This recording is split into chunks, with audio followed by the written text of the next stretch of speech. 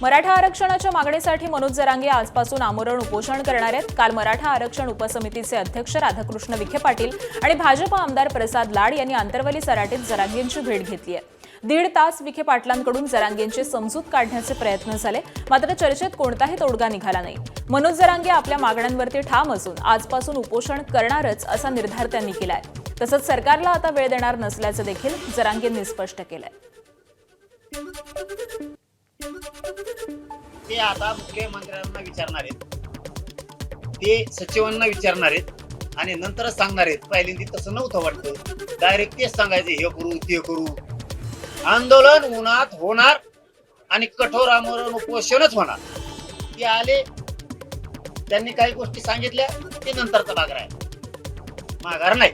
मला वाटतंय तशा अंमलबजावणीच्या सूचना 100% असतील नसता ते मागं गेले नसते। ते इथंच काहीतरी ते तिकडूनच म्हणले होते, लाडसाहेब बी म्हणले होते ट्विट करून की मी येतोय दिलेला शब्द पाळायला। विखे साहेब बी म्हणले होते मी जो त्यांचा गैरसमज झाला तो काढायला येतोय। त्या अर्थी ते काढून म्हणले असते आमची त्यांनी काय होत नाही, तुमचं आंदोलन तुम्ही। ज्या अर्थी ते म्हणले तर आम्ही सगळा विचार करून माघारी येतो, त्या अर्थी ते तोडगा चांगला काढतील असं वाटतंय। एबीपी माझा, उघडा डोळे बघा नीट।